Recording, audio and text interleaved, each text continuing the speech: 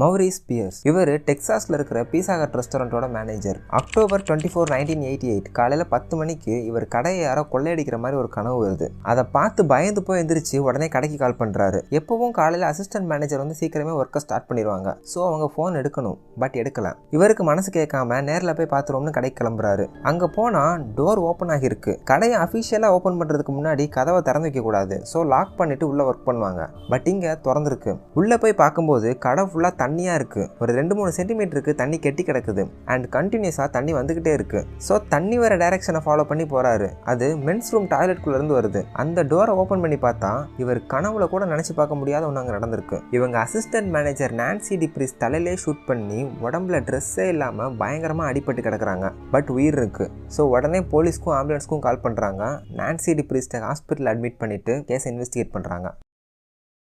Nancy டிப்ரிஸ்ட் just 20 வயசு தான் ஆகுது. சின்ன வயசுலேயே கல்யாணம் பண்ணி இவங்களுக்கு ஒரு குழந்தை இருக்கு. இவங்க ஹஸ்பண்ட் மிலிட்ரியில் மெக்கானிக்காக வேலை பார்க்குறாரு. அண்ட் நான்சி ரொம்ப நிதானமாக எல்லா வேலையும் ரெஸ்பான்சிபிளாக பக்குவமாக செய்வாங்க. இவங்க கூட வேலை பார்க்குற எல்லாருக்கும் இவங்களை ரொம்ப பிடிக்கும். சின்ன பொண்ணுங்கிறதுனால ஏதாவது தப்பு பண்ணாலும் மேனேஜர் சீரியஸாக எடுத்துக்காம ஜஸ்ட் ஃப்ரெண்ட்லியாக ஹேண்டில் பண்ணுவாங்க. அக்டோபர் 24 அன்னைக்கு காலையில் நான்சியோட ஹஸ்பண்ட் அவங்கள கடையில் ட்ராப் பண்ணிட்டு நெத்தியில் கிஸ் பண்ணி பாய் சொல்லிட்டு கிளம்பியிருக்காரு. அண்ட் அதுக்கப்புறம் அவங்கள யாரும் உயிரோட பார்க்கல. அந்த பீஸா ஹட் ரெஸ்டாரண்ட் ஃபுல்லாக ஃபாரன்சிக் அனலைஸ் பண்ணுறாங்க. அங்கே மென்ஸ் ரூம் சிங்கில் துணியை வச்சு அடைச்சி தண்ணியை திறந்து விட்டுருக்காங்க. ஸோ தண்ணி வெளியே போக முடியாமல் ஓவர்ஃப்ளோ ஆகி கடை ஃபுல்லாக வந்திருக்கு. Next 22 caliber bullet shell casing and ஒரு முடியை கண்டுபிடிக்கிறாங்க. நான்சியோட ட்ரெஸ் ஒரு ஓரமாக கிடக்குது. அண்ட் பிராவை யூஸ் பண்ணி கையை கட்டியிருக்காங்க. பாடி ட்ரெஸ் இல்லாமல் இருந்ததுனால செக்ஷுவல் அசால்ட் ஏதாவது நடந்திருக்குமான்னு யோசிக்கிறாங்க. இது போக கதவு ஜன்னல்னு எதுவுமே உடையலை. ஸோ மேபி கில்லர் நான்சிக்கு தெரிஞ்சவனா இருக்கலாம். ஸோ இவங்களே கதவை திறந்து உள்ள விட்டுருக்கணும். இல்லைனா அவன்கிட்ட ஒரு சாவி இருக்கணும். அண்ட் கடையிலிருந்து $150 காணாம போயிருக்கு. இன்னொரு பக்கம் ஹாஸ்பிட்டல்ல இருந்து போலீஸ் நான்சியோட ஹஸ்பண்டுக்கு கால் பண்ணி விஷயத்த சொல்றாங்க. இவரால் நம்பவே முடியல. ஜஸ்ட் கொஞ்ச நேரத்துக்கு முன்னாடி தான் விட்டுட்டு போனேன், அதுக்குள்ள எப்படின்னு யோசிக்கிறாரு. உடனே ஹாஸ்பிட்டலுக்கு கிளம்பி நான்சியோட அம்மாவையும் கூட்டிட்டு வராரு. இங்க நான்சி கோமால இருக்கிறத பார்த்து இவர் கை கால்லாம் நடுங்க ஆரம்பிக்குது. டாக்டர்ஸ் இவங்களை காப்பாற்ற வழியே இல்லைன்னு சொல்றாங்க. கொஞ்ச நேரத்துல வென்டிலேட்டர் பீப்னு சவுண்டு போடுது. நான்சி மெதுவா இறந்து போறாங்க.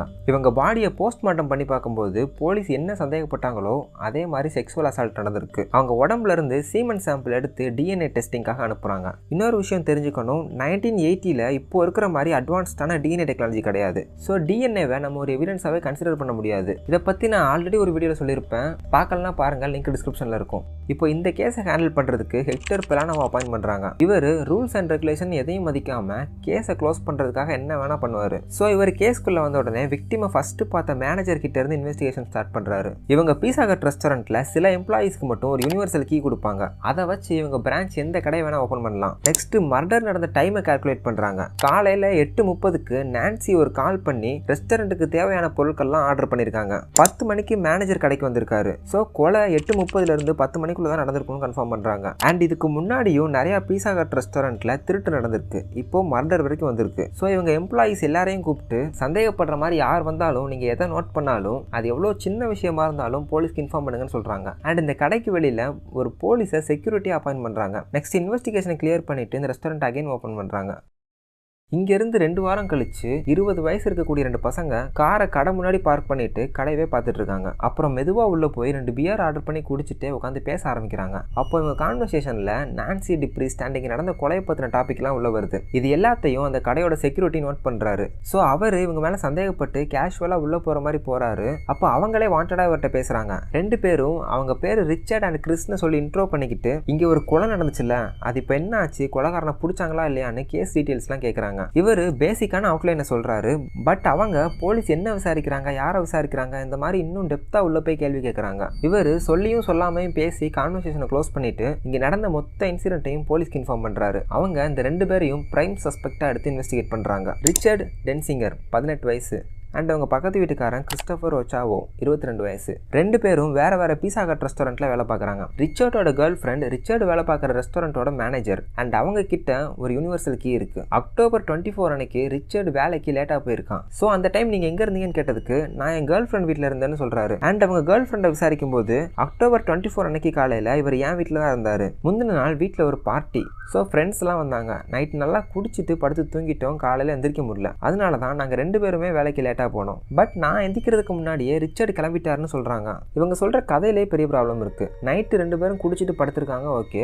பட் காலையில் ஒருத்தர் இன்னொருத்தரை பார்க்கல. இப்போ அந்த டோட்டல் மார்னிங் டைமே மிஸ் ஆகுது. ஸோ இந்த ஆலிபை அண்ட் விட்னஸ்க்கு வேல்யூவே இல்லை. இதுக்கு பேரலாக கிறிஸ்டோஃபரை ஹெக்டர் பலானோ விசாரிக்கிறாரு. இவர் ரொம்ப எக்ஸ்பீரியன்ஸ்டு ஆஃபீஸர். ஸோ ஒருத்தரோட பிஹேவியர் வச்சு அவங்க கேரக்டர் அனலைஸ் பண்ண தெரியும். இதுக்காக FBIல பிஹேவியரல் அனாலிசிஸ் யூனிட்னு ஒரு பிரான்ச்சே இருக்குது. இவர் அந்த பிரான்ச் கிடையாது, பட் இவருக்கும் அது தெரியும். ஸோ கிறிஸ்டோஃபரை பார்க்கும்போது இவன் ஏதோ ஒன்று மறைக்கிறான்னு புரிஞ்சுக்கிறாரு. அதை சொல்ல வைக்கிறதுக்காக டீசெண்டாக பேசுகிறாரு, கத்துறாரு, மிரட்டுறாரு, அடிக்க வர்றாரு. But Chris again and again எனக்கு எதுவும் தெரியாதுன்னு சொல்கிறான். இதனால கோவமாகி ஹெக்டர் வெளியே போகிறாரு. அப்போ இன்னொரு போலீஸ் உள்ள வந்து, தம்பி உனக்கு தெரிஞ்சதை சொல்லிடு, நீ ஏன் ஒத்துக்கிட்டா ஜெயில் தண்டனை தான் கொடுப்பாங்க. பட் நாங்கள் எவிடன்ஸோட ப்ரூவ் பண்ணால் உனக்கு தூக்கு தண்டனை கொடுத்துருவாங்க. நீ பண்ணது தப்பு தான், பட் ஏதோ போதையில் பண்ணிட்டேன், அதுக்காக 20 வருஷமோ 30 வருஷமோ ஜெயிலில் இருந்துட்டு வெளியே வர போறியா இல்லை ஒரே அடியாக சாக போறியான்னு கேட்குறாரு.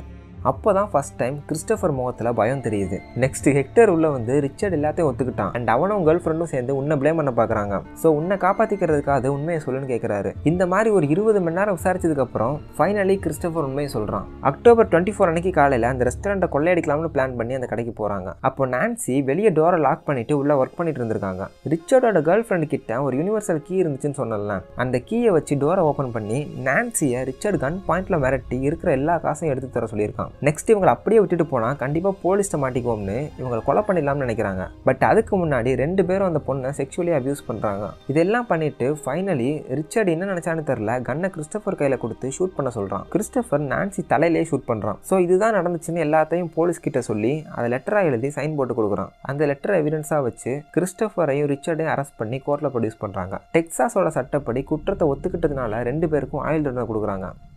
பட் வெயிட் பண்ணுங்க, கேஸ் இன்னும் முடியலை. 1996 ஒரு ஜெயில் கைதி கிட்ட இருந்து போலீஸ் ஸ்டேஷனுக்கும் கோர்ட்டுக்கும் அப்போ டெக்சாஸ் கவர்னராக இருந்த ஜார்ஜ் புஷோட ஆஃபீஸ்க்கும் லெட்டர்ஸ் அகைன் அண்ட் அகைன் வந்திருக்கு. ஸோ இது என்ன லெட்டர், ஏன் இப்படி அனுப்புறான்னு செக் பண்ணுறாங்க. அவன் பேர் அகீம் ஜோசப் மரினோ, 3 ஆயுள் தண்டனை இருக்கிற ஒரு கைதி. நிறைய time robbery and sexual assault பண்ணியிருக்கான். இப்போ ஜெயிலுக்கு வந்த அப்புறம் மனசு மாறி நல்லவனாகி இருக்கான். கடவுள் நம்பிக்கை ரொம்ப வந்திருக்கு. அதனால இவன் பண்ண தப்பெல்லாம் வெளியே சொல்லி இவனால பாதிக்கப்பட்டவங்களுக்காக பாவ மன்னிப்பு கேட்கணும்னு லெட்டர் எழுதுறான். அதுல முக்கியமா ஒரு கொலையை பத்தி எழுதுறான். ஏன்னா அந்த கொலைக்காக சம்பந்தமே இல்லாத 2 அப்பாவிங்களை பிடிச்சி ஜெயிலில் போட்டிருக்காங்க. அவங்கள வெளியே கொண்டு வரணும்னு கோர்ட்டு போலீஸ் ஸ்டேஷனுக்கு எல்லாருக்கும் லெட்டர் எழுதுறான். அண்ட் இவன் கொலை பண்ணது நான்சி டிப்ரிஸ்ட். இவன் பண்ண கொலைக்கு சம்பந்தமே இல்லாத ரிச்சர்ட் அண்ட் கிறிஸ் அரெஸ்ட் பண்ணி ஜெயிலில் போட்டிருக்காங்க அப்படின்னு இவன் சொல்றான். பட் அந்த 2 பேரும் கொலை நான் தான் பண்ணேன்னு சொல்லி சரண்டர் ஆகியிருக்காங்க. ஸோ போலீஸ்க்கு பெரிய கன்ஃபியூஷன் வருது. ஃபர்ஸ்ட் இந்த லெட்டரை யாரும் பெருசா கண்டுக்கல. பட் அதுல இருந்த டீடைல்ஸ் அண்ட் கொலையை டிஸ்கிரைப் பண்ண விதம் எல்லாரோட கவனத்தையும் இழுத்துச்சு. ஸோ இது உண்மையா இருக்குமான்னு கிறிஸ்டோஃபர் கிட்ட கேட்கும்போது அவர் இல்ல நிஜமாவே நான் தான் நான்சியை கொலை பண்ணேன்னு சொல்றாரு. ஸோ போலீஸ் இந்த லெட்டரை அப்படியே விட்டுறாங்க. இப்போ உங்களுக்கு ஒரு டவுட் வரணும், ஏன் கிறிஸ்டோஃபர் கிட்ட மட்டும் கேட்டாங்க ரிச்சர்ட் கிட்ட கேட்கலன்னு உங்களுக்கு தோணும். அதுக்கு ஒரு காரணம் இருக்கு. இவங்க 2 பேரையும் அரெஸ்ட் பண்ண அப்புறம் 1991 ஜெயிலில் நடந்த சண்டையில் ஒரு ஜெயில் கைதி ரிச்சர்டை வேற யாரோ நினைச்சு ஒரு மெட்டல் ஷூவை வச்சு தலையிலே பயங்கரமா அடிச்சிருக்கான். இதனால ரிச்சர்ட் சாகிற நிலைமைக்கு போயிருக்காரு. உயிரை காப்பாத்துறதுக்காக டாக்டர்ஸ் அவரோட பிரெயின்ல பாதியை வெட்டி எடுத்திருக்காங்க. இதுல ரொம்ப பாதிக்கப்பட்டு அவரால் அவரையே பார்த்துக்க முடியாத நிலைமையில இருந்திருக்காரு. பழசெல்லாம் மறந்து போயிருக்கு. அண்ட் இனிமேலும் எதையும் ஞாபகம் வச்சுக்க முடியாது, தனியா எதுவும் பண்ண முடியாது, ஒழுங்கா நடக்க முடியாது, பேச முடியாது, சாப்பிட முடியாது. அண்ட் இந்த கண்டிஷன்ல இருந்து ரெக்கவர் ஆகவும் முடியாது. லைஃப் லாங் இப்படியே இருந்து கஷ்டப்படணும். இதுல இன்னும் மோசமான விஷயம் என்னன்னா இவர் அகைன் ஜெயிலில் போட்டிருக்காங்க. அங்க மற்ற கைதிங்க இவரை மென்டலி அண்ட் பிசிக்கலி செய்யக்கூடாது எல்லாம் பண்ணியிருக்காங்க. இப்படி நடந்துட்டு இருக்கும்போது தான் கிறிஸ்டோஃபர் கிட்ட நீங்க தான் நிஜமாவே கொலை பண்ணீங்களான்னு கேட்குறாங்க. அவரு ஆமான்னு சொல்றாரு. பட் அவர் மனசுக்குள்ள ஏதோ ஒன்று உறுத்திக்கிட்டே இருக்கு. அதே டைம்ல இன்னசென்ஸ் ப்ராஜெக்ட்னு ஒரு NGO நான் கவர்மெண்டல் ஆர்கனைசேஷன் பத்தி தெரிய வருது. சட்டத்தில் இருக்கிற ஓட்டையை வச்சு தப்பிச்சுட்டான்னு சில பேர் கேள்விப்பட்டிருப்போம். பட் அதே சட்டத்தில் இருக்கிற ஓட்டையில மாட்டிக்கிட்ட சில அப்பாவி மக்கள் இருப்பாங்கல்ல, அந்த மாதிரி கேஸை இன்வெஸ்டிகேட் பண்ணி நியாயமான தீர்ப்பு கொடுக்கறதா அவங்க வேலை. இது வரைக்கும் 240 கேஸை சால்வ் பண்ணி ஜெயிலில் இருந்த இன்னசென்ட் பீப்புளை வெளியே கொண்டு வந்திருக்காங்க. இவங்களுக்குன்னு பிரைவேட்டா ஃபாரன்சிக் டீம், லாயர்ஸ், இன்வெஸ்டிகேட்டர்னு நிறைய பேர் இருக்காங்க. ஸோ இவங்க கிட்ட கிறிஸ்டோஃபர் லெட்டர் எழுதி நடந்த எல்லாத்தையும் சொல்றாரு. இவங்க கேஸ்க்குள்ள வந்த அப்புறம் டோட்டல் கேஸையும் டிஃப்ரெண்டான பெர்ஸ்பெக்டிவ்ல பார்க்க ஆரம்பிச்சாங்க. அப்போதான் ஒன்று தெரியுது, இது வரைக்கும் போலீஸ் சொன்ன எதுவுமே உண்மை இல்லை. போலீஸ் இன்வெஸ்டிகேட் பண்ணும்போது கிறிஸ்டோஃபர் அகைன் அண்ட் அகைன் எனக்கு எதுவும் தெரியாது, நான் இன்னசென்ட்னு சொல்றாரு. அந்த பக்கம் ரிச்சர்டும் அதே தான் சொல்றாரு. அண்ட் ஒரு லாயர் வேணும்னு கேட்குறாங்க.